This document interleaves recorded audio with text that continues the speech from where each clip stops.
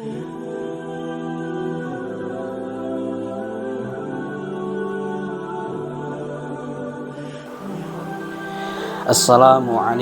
warahmatullahi wabarakatuh. Bismillahirrahmanirrahim. Alhamdulillahi rabbil alamin.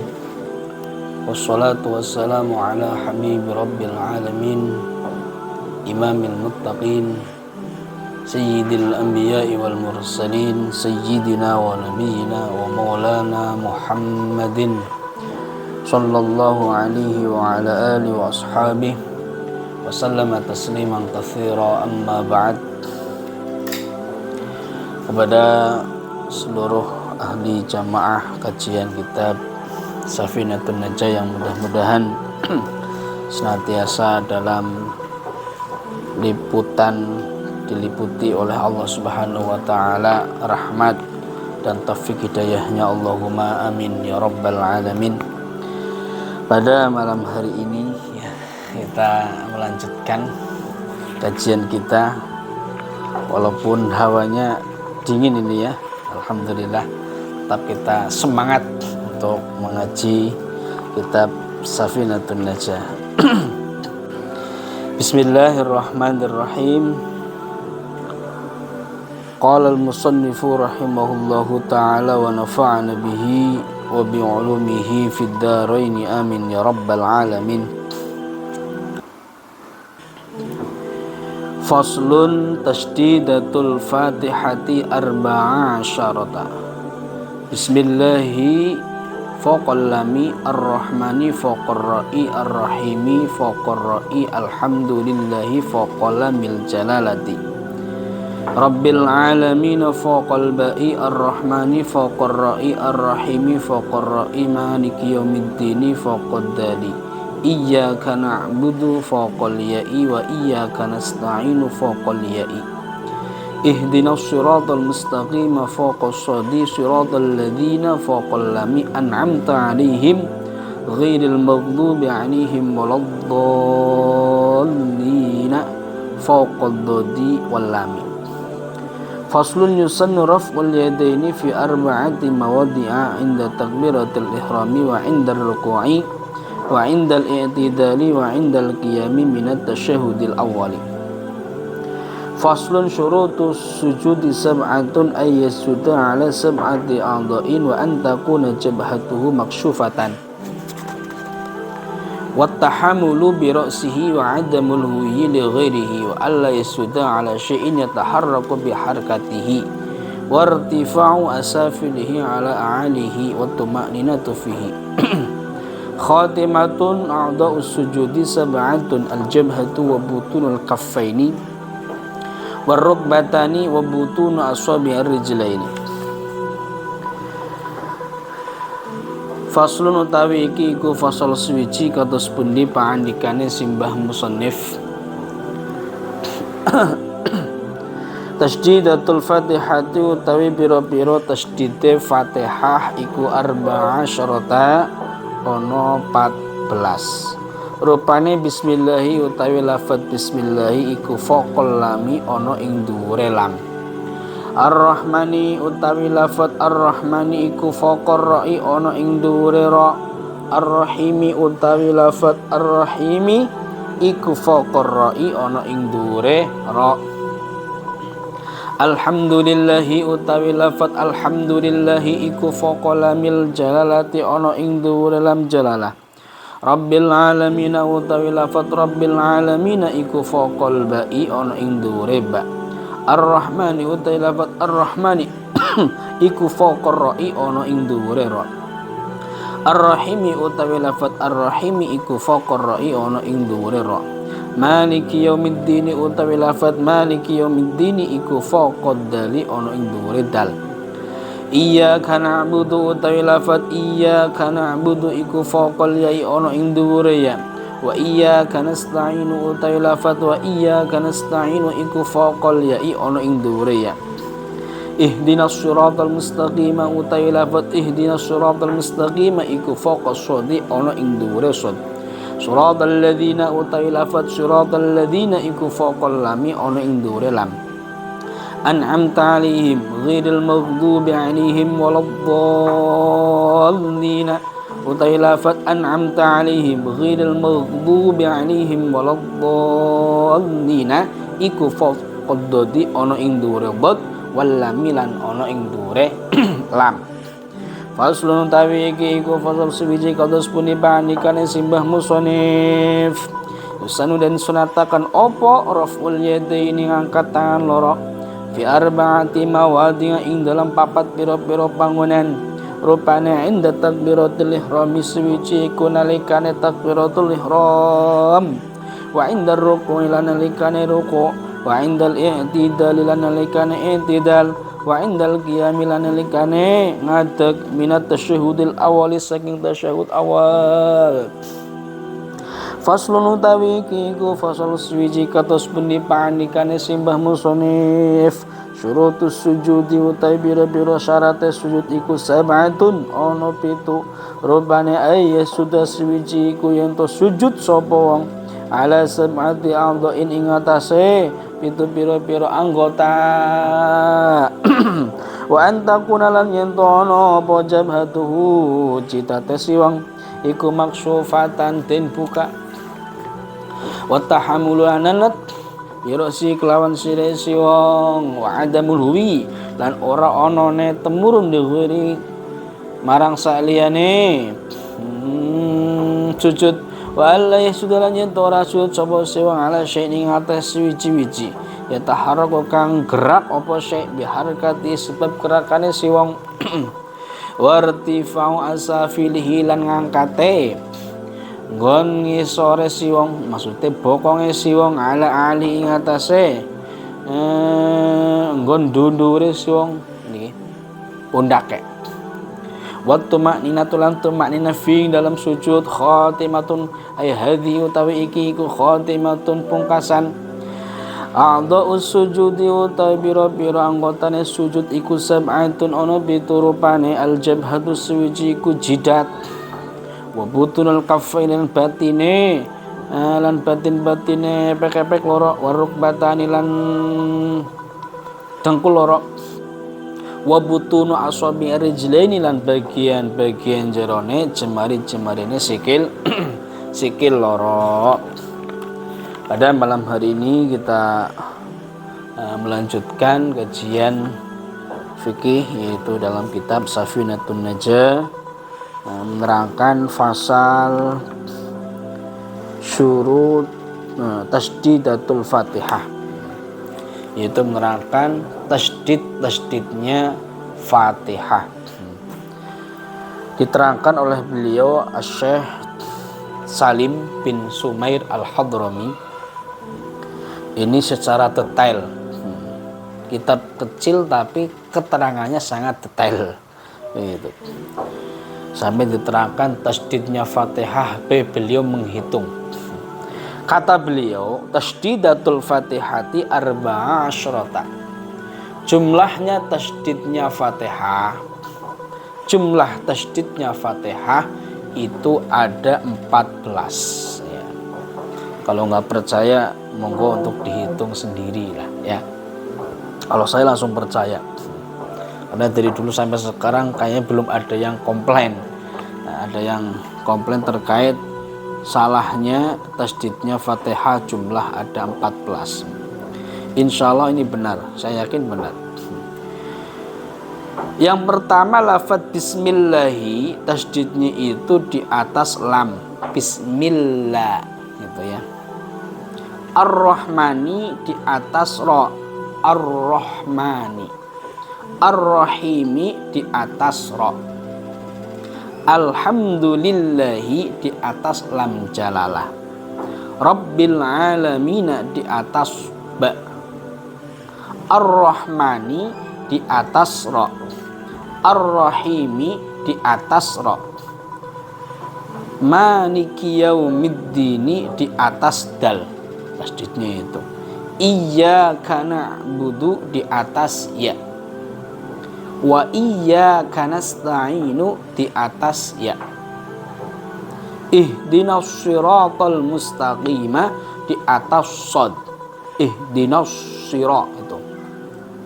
Siratal ladzina di atas lam, alladzina, siratal ladzina itu di atas lam. An'amta 'alaihim ghairil maghdubi 'alaihim waladdallin, di atas shad dan di atas lam. Berarti walau dhad itu ya itu di atas lam.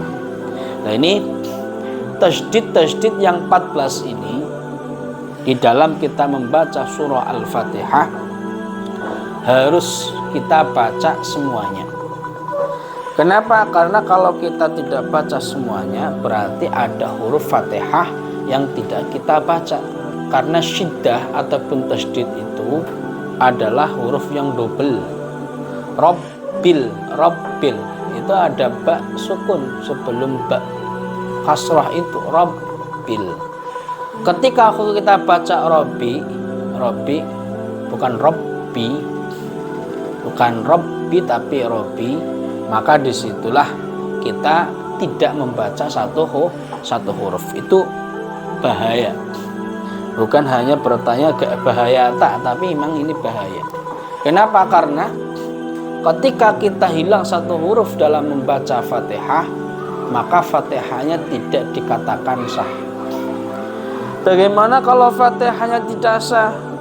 Ya sholatnya tidak sah. Kenapa? Karena membaca surah Al-Fatihah itu termasuk daripada rukun, salah satu rukun daripada rukun-rukunnya sholat.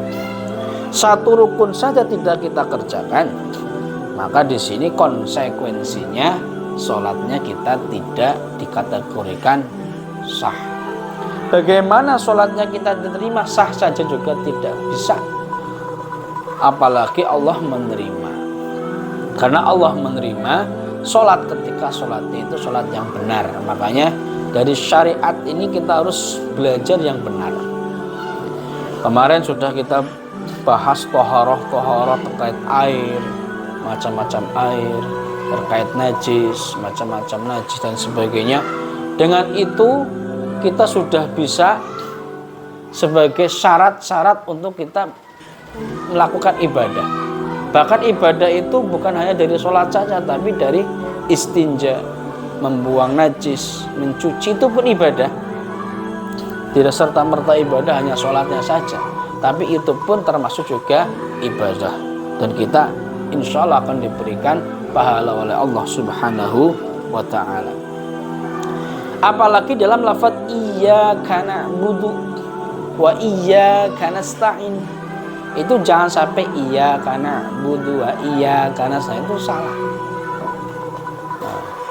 Nah, maka di sini harus kita hati-hati ketika membaca surah Al-Fatihah. Kehati-hatian ini harus kita lakukan, jangan sampai hanya kita melaksanakan sholat sementing sholat rubuh-rubuh gedang lah, enggak. Karena kita diberikan akal sehat oleh Allah Subhanahu wa ta'ala, kita untuk mencari ilmu, biar kita ibadah dengan ilmu. Jangan sampai kita ibadah tanpa didasari dengan ilmu pengetahuan. Ini kitab kecil tapi Masya Allah luar biasa manfaatnya. Kitab Safinah ini kitab paling kecil, kitab fikih paling tipis, paling kecil yang saya pelajari. Tapi ini kitab yang Masya Allah manfaatnya luar biasa. Ya mudah-mudahan kita bisa memahaminya dan kita bisa mengamalkannya. Allahumma amin ya rabbal alamin. Itu terkait tasydidnya Fatihah. Fasal selanjutnya ya, karena ini sudah gamblang lah, mau saya terangkan secara detail karena memang sudah detail. Kalau diterangkan lagi ya apa yang diterangkan lagi di situ. Memang sudah detail sekali. Itu.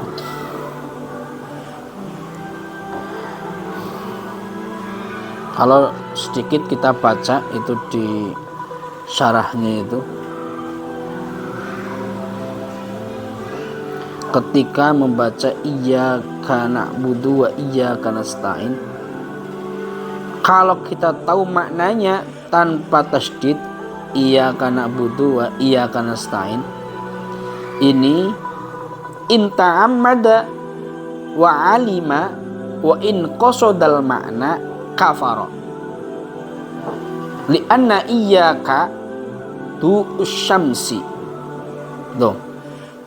Lianna iyyaka du syamsi. Syamsi.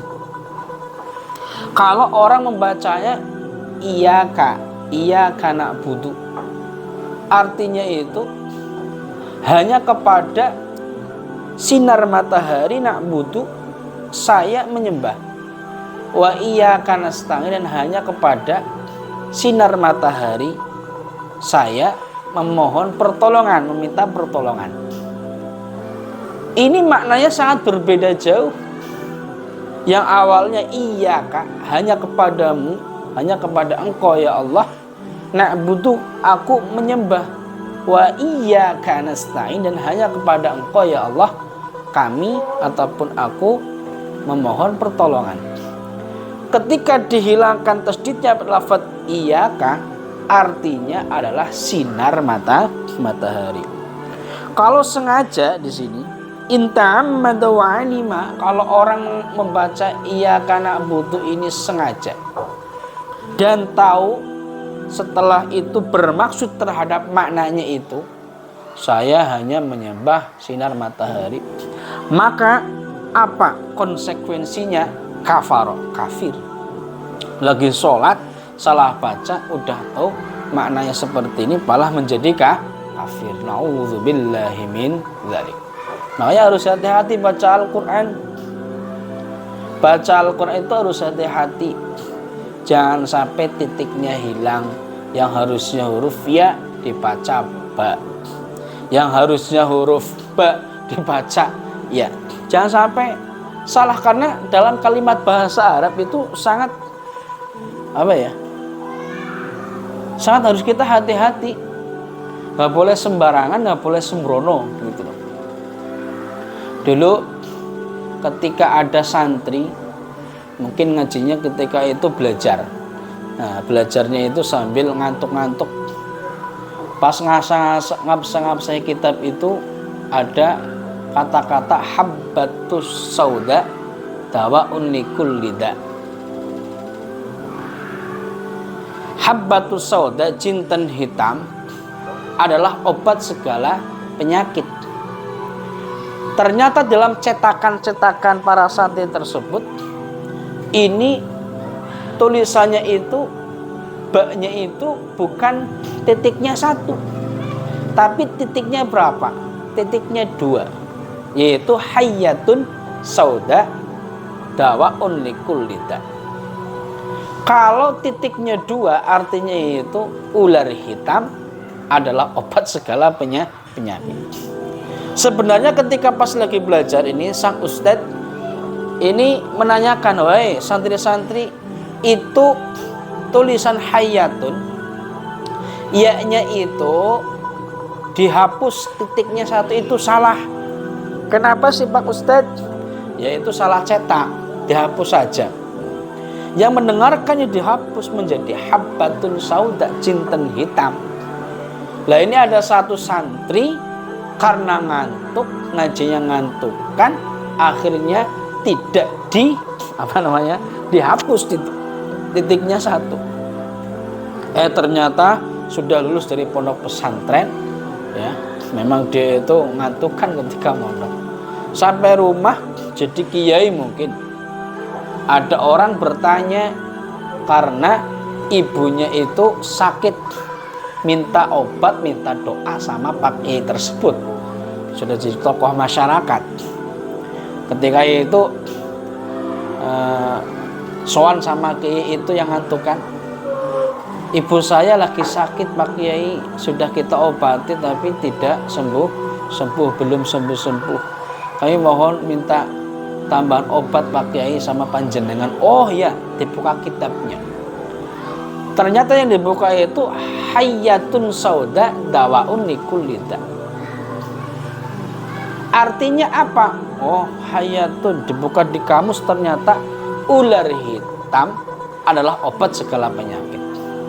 Setelah itu dibacakan terhadap pasien tersebut, ini biar sembuh, ini ada obat, pokoknya hayatun sauda dawaun likulli da. Ular yang hitam adalah obat segala penyakit. Nanti pulang ke rumah cari ular yang hitam ya. Akhirnya mencari, mendapatkan dari pawangnya sudah diwadahi. Setelah itu ibunya suruh berada di kamar, dimasukin ular tersebut, dikunci biar sembuh katanya. Tak lama kemudian ibunya meninggal. Inna lillahi wa inna ilaihi raji'un. Akhirnya sang pasien tersebut itu ya komplain, Pak, saya sudah mengikuti panjenengan ini kok kepala ibu saya malah meninggal, gimana nih Pak, tanggung jawab, gara-gara berobat sama panjenengan ini malah jadi begini, ibu saya meninggal. Ternyata ya kiainya itu ngantukan ketika ngaji sama ustadznya sudah dibenarkan, malah ternyata tidak menghiraukan karena memang ngantuk, salah satu titik saja nyawa melayang. Nauzubillahi min dzalik. Maka sama juga dengan membaca Al-Qur'an. Harus hati-hati titiknya, ada berapa huruf apa, makhrajnya bagaimana, jangan sampai ketuker-tuker. Walaupun kita mungkin tidak sempurna dalam mengucapkan makhraj, dalam mengucapkan huruf-huruf sesuai makhrajnya, tapi kita yang terpenting jangan terlalu fatal dalam membaca Al-Quran. Nanti kita bukan hanya mendapatkan rahmat, tapi mendapatkan azab dari Allah Subhanahu wa Ta'ala karena kita membaca Quran asal-asalan. Sudah bisa nggak mau mempraktekkan ataupun nggak mau belajar, praktek saja. Walaupun udah sepuh-sepuh, mbah-mbah, itu tetap belajar, jangan sampai nggak belajar. Karena minal mahdi ilal lahdi, selama masih hidup, masih punya nyawa, masih hidup, ya di situ kita harus belajar. Yang wajib saja kita belajar dulu. Nanti kalau sudah terpenuhi semuanya, baru yang sunnah ataupun yang lainnya. Ini contoh. Berarti beliau Syekh Salim bin Sumair ini sangat hati-hatinya, biar orang ketika sholat benar-benar hati-hati membaca Al-Qur'annya. Mudah-mudahan kita semuanya min ahlil jannah dan ahlil Qur'an. Allahumma amin ya rabbal alamin. Fasal selanjutnya yusanu raf'ul yadain. Yang selanjutnya itu disunatkan mengangkat kedua tangan. Mengangkat kedua tangan itu ya diangkat ketika takbir ataupun baca sami Allahu liman hamidah. Ini ada 4 tempat ini. Caranya bagaimana? Ya. Ini bagian dalam. Ini menghadap ke kiblat. Contoh kiblat di sana. Dihadapkan kiblat. Bukan begini ya. Apalagi begini. Ada bukan seperti ini. Ini enggak menghadap kiblat. Sunatnya itu bagusnya yang kita pahami itu dalam kitab fikih, ini menghadap ke sana. Dan jemari-jemari tangan tersebut itu jangan menutup. Jangan juga terlalu begini. Tapi sedang-sedang saja. Nah, yang sedang-sedang saja nih. Nah, ketika A kita angkat Allah pas. Nah, ini di atas pundak hadfa mangkibai, dan jempolnya itu sejajar dengan ini. Ininya apa nih? Yang di telinga ini paling bawah ini namanya apa ini? Allahu Akbar. Ditaruh di atas pusar, di bawah dada, bukan di dada. Bukan begini ya. Bukan begini ya. Nah, tapi di bawah dada, di atas pusar, tengah-tengah. Bukan di bawah pusar juga. Itu nggak keren sholat begitu ya. Tapi di atas pusar. Tangannya ini ada 2 model. Boleh 4 ini di bawahnya ini. Ini yang kanan di atas. Ini. Nah ini. Ataupun ya hanya 2 ini sini. Monggo mau milih yang mana ini boleh, ini juga boleh. Kalau begini ya monggo, begini ya monggo. Di tengah-tengah, jangan di sini. Ataupun di sini. Apalagi di sini. Di sini. Tengah-tengah ya. Itu yang benar, yang sesuai seperti itu. Yang saya pernah belajar dulu begitu. Itu cara mengangkat tangan. Itu. Disunahkan pada 4 tempat. Yang pertama ketika takbiratul ihram, takbir pertama, Allahu Akbar, angkat tangan. Allahu Akbar. Itu ya. Langsung aja, nggak usah muter-muter. Itu model-model ya, takbir model-model. Itu sunat, hukumnya sunat. Ketika takbiratul ihram, ketika mau ruku, habis ruku, sami Allahu liman hamidah, juga sunat angkat tangan. Yang selanjutnya ketika mau ruku dulu ya. Yang kedua ketika mau ruku setelah suratan, ilahin nas min syarril waswasil khannas alladzi yuwaswisu fi sudurin nas minal jinnati wan nas. Allahu Akbar. Nah begitu ketika mau ruku. Yang ketiga ketika bangkit dari ruku mau i'tidal, sami Allahu liman hamidah. Lah itu yang ketiga. Sunat juga mengangkat kedua tangan itu ketika bangun dari tasyahud awal, rakaat kedua biasanya. Habis tasyahud awal duduk, tasyahud awal, Allahu Akbar. Selain itu tidak disunnahkan, walaupun di syarahnya ada qaul mengatakan setiap rakaat itu sunat mengangkat tangan ketika bangun dari rakaat pertama, ketiga, kedua begitu. Itu sunnah. Ini kalau di syarahnya seperti itu.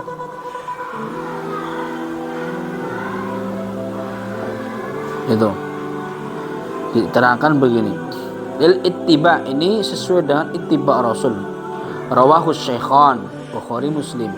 Walau sholla min qu'udin walau sholla min qu'udin ustuhibba lahu raf'u inda takbir akibat tasyahudil awal fa takbir bil qiyam lil ghalib. Itu ketika sholat daripada orang sholat yang duduk itu. Wala yusannu raf'ul yadain fi ghairi hadhil mawdi.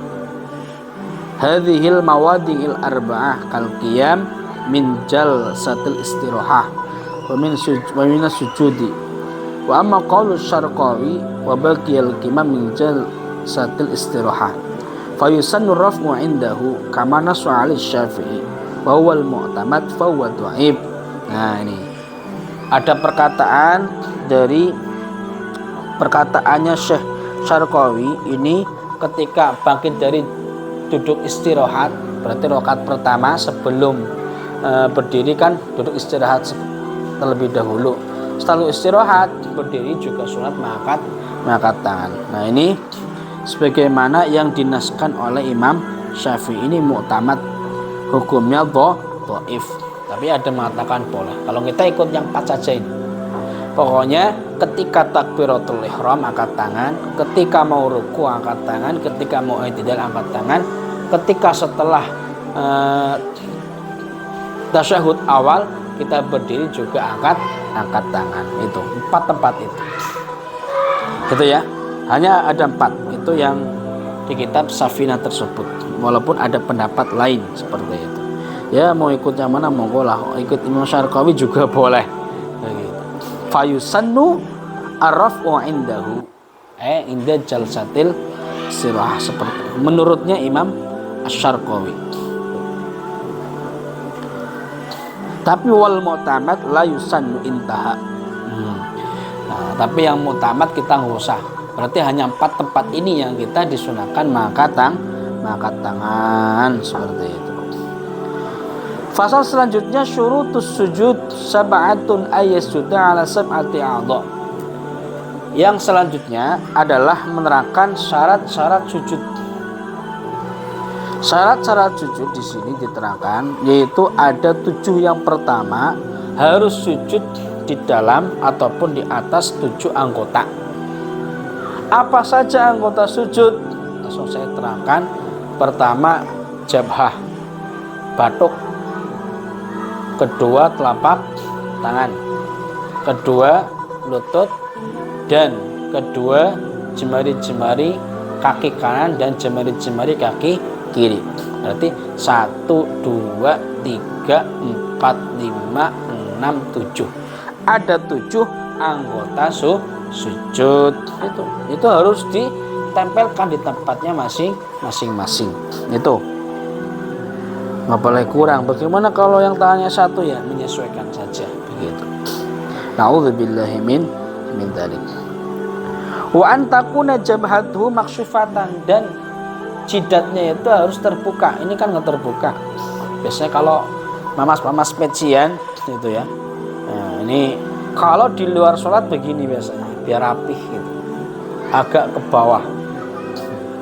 Kayak Insinyur Soekarno kan begitu ya. Pecinya panjang. Nah, gitu. Tapi kalau ketika sholat ini perkiraan 3 ini berarti harus diangkat. Nah, ini ya. Nah, ketika sholat begini caranya. Cara peciannya begini.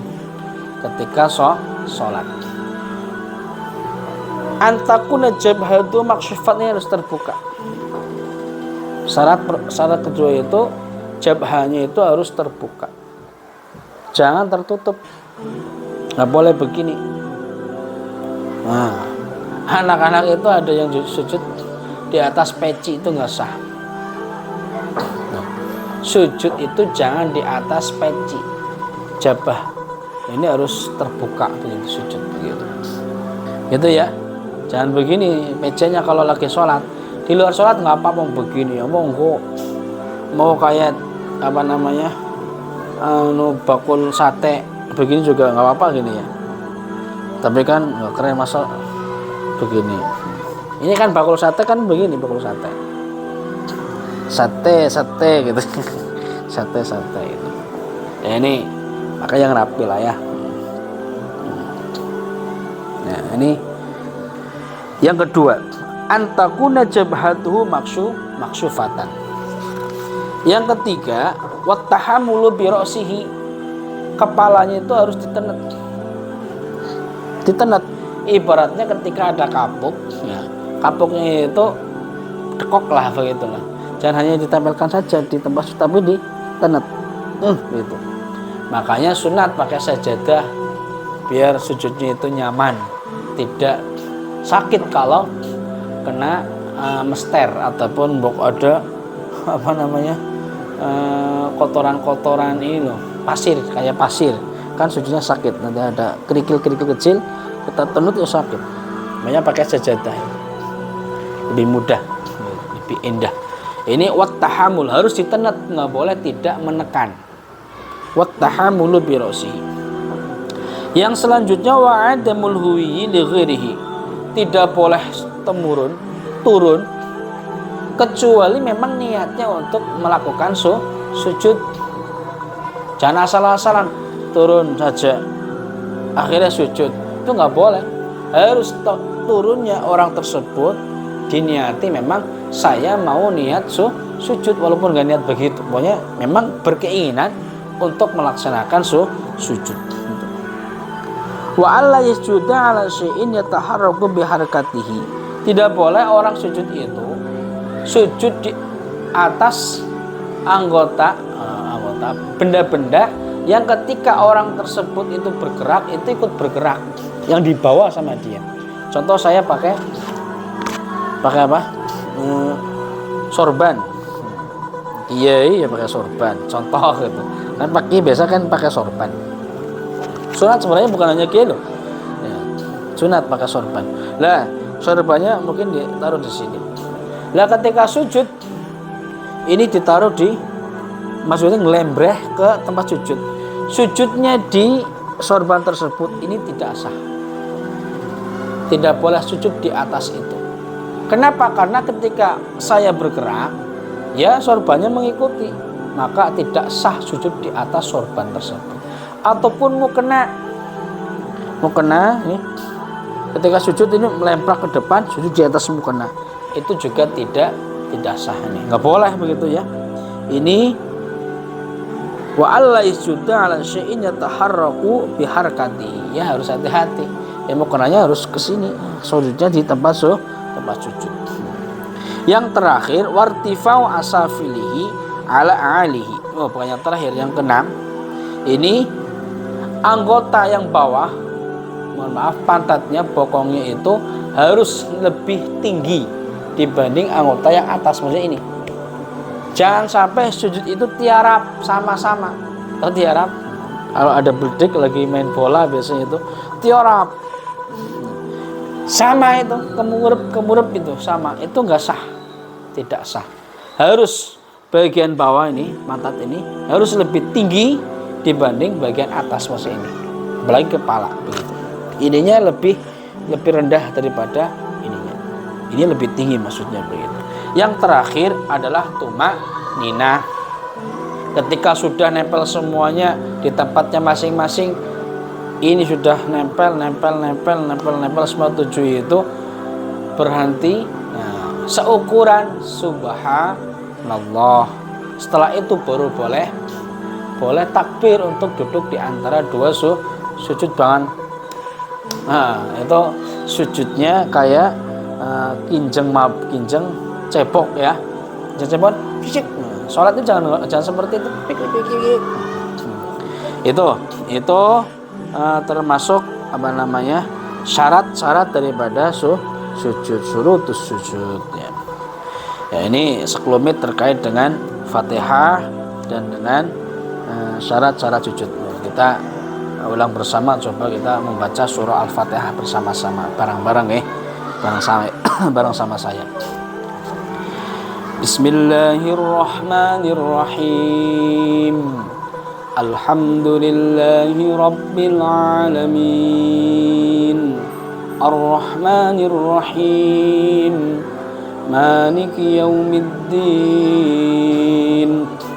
Iyyaka na'budu wa iyyaka nasta'in. Ihdinas siratal mustaqim.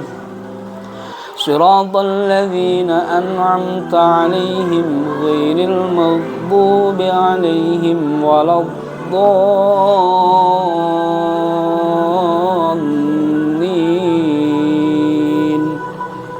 Amin. Nah, nanti kita belajar bersama-sama, belajar sendiri lah ya, terkait dengan Fatihah, biar Fatihahnya sempurna dan kita harapkan sholatnya juga sempurna. Mudah-mudahan sholat kita diterima oleh Allah Subhanahu wa ta'ala. Allahumma amin ya rabbal alamin.